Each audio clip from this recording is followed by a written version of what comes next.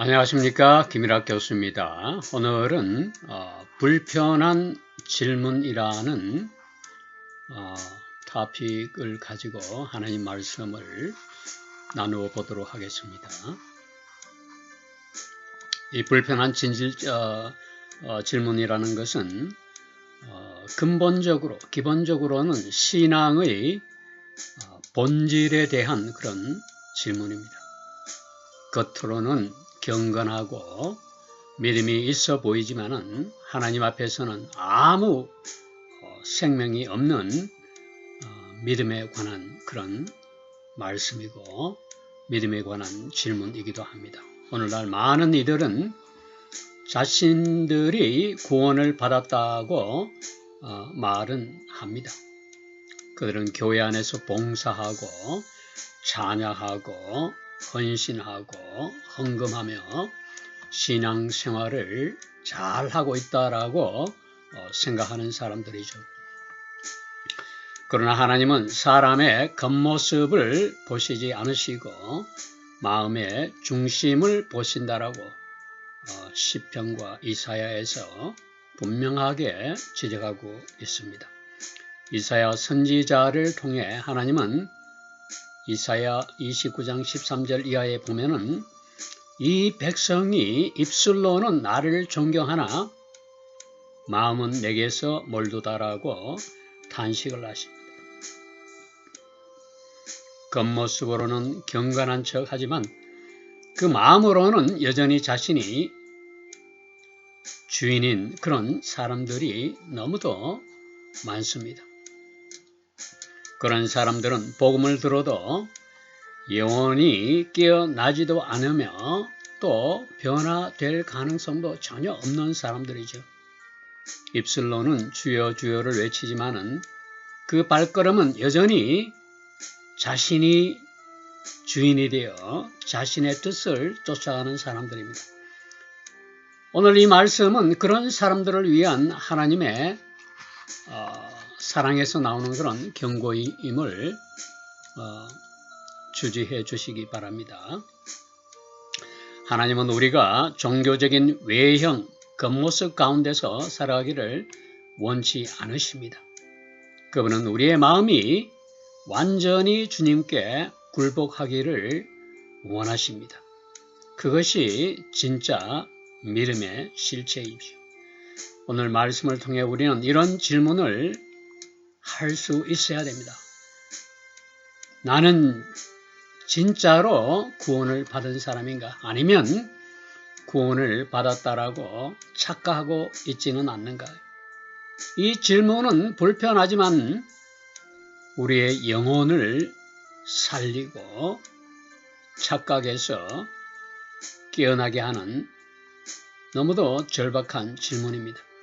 오늘 하나님은 우리가 거짓된 착각에서 깨어나 진짜 구원의 은혜 안으로 들어오라고 부르고 계십니다. 사도행전 8장에서는 사탄은 교회를 박해하고 있는 모습을 기록하고 있습니다. 예루살렘 교회가 복음으로 가득 찾아 사탄은 교회를 박해하기 시작했죠. 사람들은 두려움 가운데 사방으로 흩어졌지만은 하나님은 그 박해조차 선한 목적을 위해 사용하셨고 사방으로 흩어진 사람들은 침묵하지 않았습니다. 하나님은 저들의 발걸음을 오랫동안 유대인으로부터 멸시받았던 사마리아 땅으로 이끌었고 가는 곳곳마다 시몬이라는 한 사람을 사용하여 복음을 전파하는 모습을 전파하고 있습니다. 사람들은 시몬을 존경하고 그를 따랐다라고 사도행전에서는 분명히 기록하고 있습니다. 그러나 시몬이라는 사람은 하나님의 능력을 가장한 마술사였습니다. 사람들의 마음을 속이고 자신을 높이는 그런 거짓된 마술사였어요. 그의 입술은 하나님의 능력을 말했지만 그의 마음은 하나님의 자리를 탐했던 그런 인물이었습니다. 그의 이야기는 단지 과거의 역사적인 사건이 아니라 오늘날 교회 안에서 여전히 많은 교인들에 의해서, 성도들에 의해서 반복적으로 행해지고 있는 기가 막힌 현실입니다. 그는 외적으로 시몬이라는 마술사는 겉으로는 경건한 척 믿음의 사람처럼 보였습니다. 그러나 그 마음으로는, 그 내적으로는 여전히 세상과 마귀의 지배 아래 있었음을 여러분들은 성경 말씀을 통해서 익히 잘 알고 있을 것으로 생각합니다. 이 장면은 우리들에게 오늘날 신앙생활을 하는 우리들에게 강력한 경고와 교훈을 던져주고 있기 때문에 우리가 정신 차리고 이 말씀을 곰곰이 생각하는 시간이 되었으면 합니다. 믿음은 단지 입술의 고백에서 나오는 것이 아닙니다. 하나님 앞에서의 내적인 항복이라는 사실을 우리가 깨달아야 되겠습니다. 시몬은 교회의 일원이 되었지만은 그의 심장은 여전히 세상에 있었고 하나님과는 아무런 상관도 없이 죽은 상태에 머물러 있었습니다. 성경은 언제나 진짜와 가짜를 제시하고 보여줍니다. 아벨과 가인을 생각해 보세요. 다윗과 사울 왕을 비교해서 생각해 보고 베드로와 가롯 유다를 생각해 보세요. 그리고 빌립과 시몬을 비교하며 여러분들 생각하는 시간이 되었으면 합니다. 겉으로는 모두 이들이 다 하나님을 잘 안다라고 고백을 했습니다. 그런데 저들의 마음의 중심은 완전히 달랐음을 우리가 알 수가 있습니다. 이것이 복음이 전파될 때마다 반복되는 현상임을 우리가 꼭 돌이켜 생각하고 곰곰이 생각해 보아야 할 대목입니다.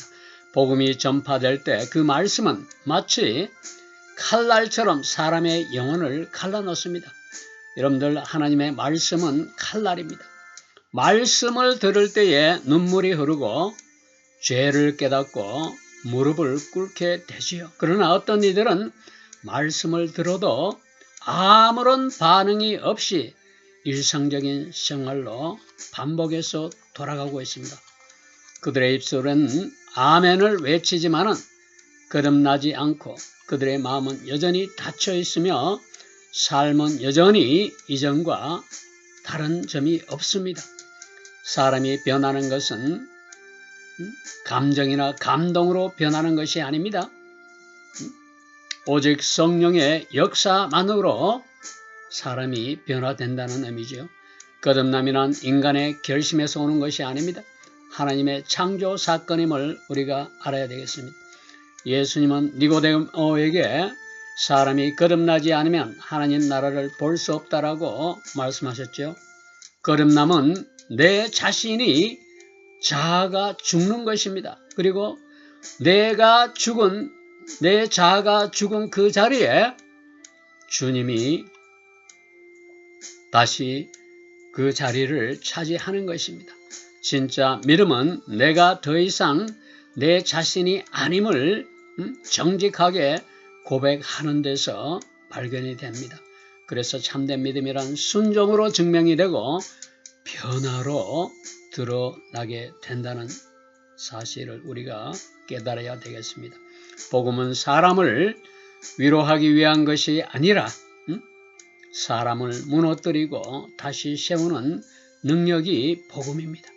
진짜 믿음은 내 안에 내가 죽고 새 사람으로 태어나는 것이 진짜 믿음입니다. 그 변화가 없다면 아무리 강해 보이고 경건해 보인다 할지라도 구원받지 못하는 믿음에 불과하다는 하다는 사실을 알아야 되겠습니다. 시몬에 관한 이야기는 단지 그가 마술사임을 말하는 것이 아니라 거짓된 믿음이 교회 안에 어떻게 뿌리 내릴 수 있는지를 보여주는 경고의 샘플이라는 사실을 우리가 알아야 되겠습니다.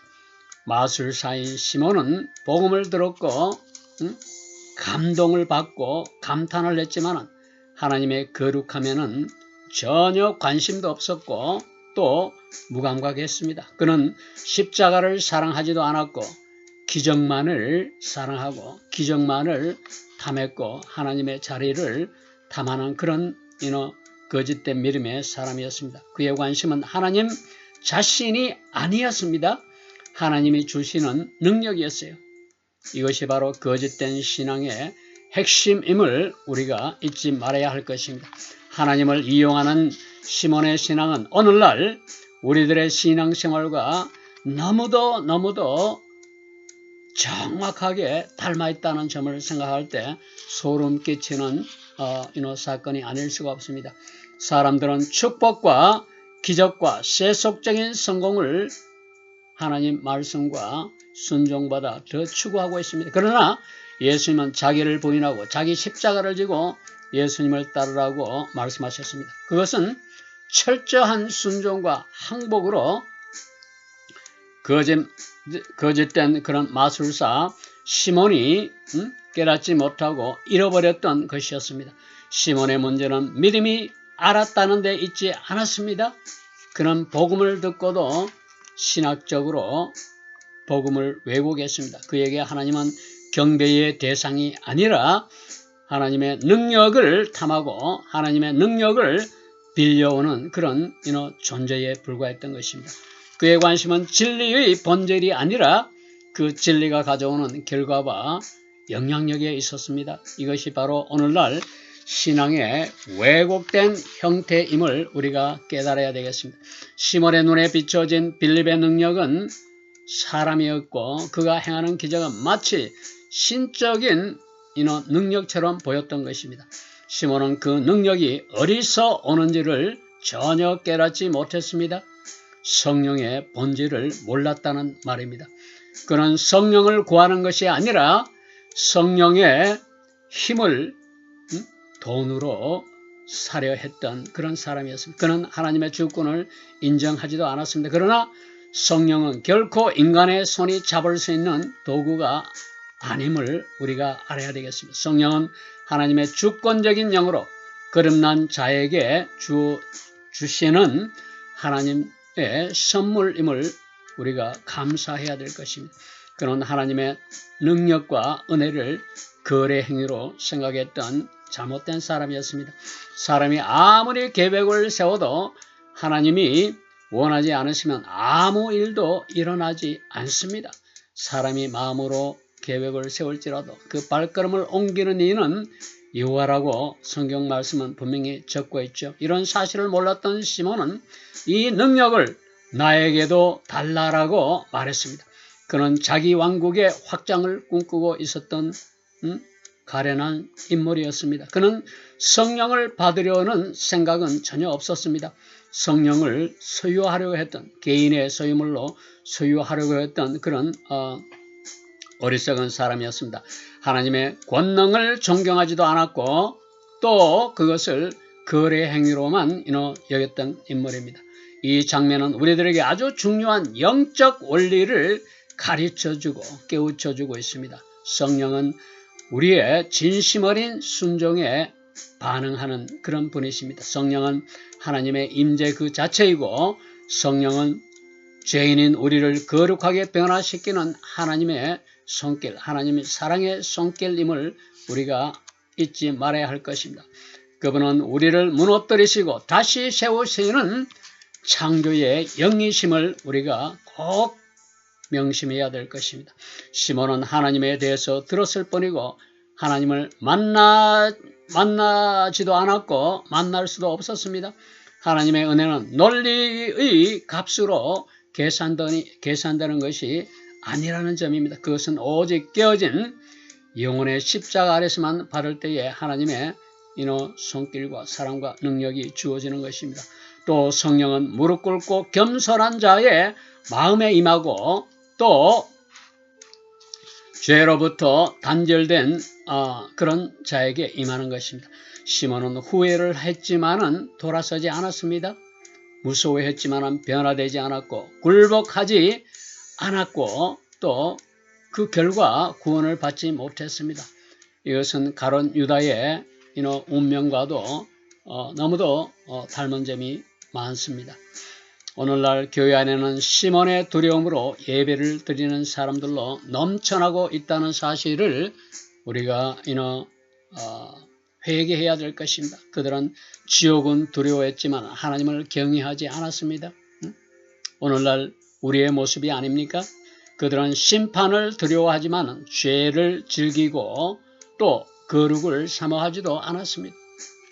오늘날 신앙생활을 하는 교인들의 모습과 너무나 흡사한 점을 발견할 수가 있습니다. 그러나 하나님은 우리의 순종과 회개와 찢어진 심령을 찾으시는 분입니다.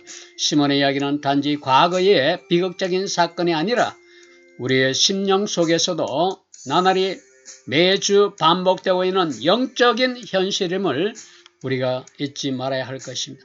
우리 모두는 시몬처럼 교회 예배에 출석하고 헌신하고 헌금하고 찬양을 하고 찬성을 부를 수 있고 경건한 신앙생활을 하는 사람들처럼 보일 수도 있습니다.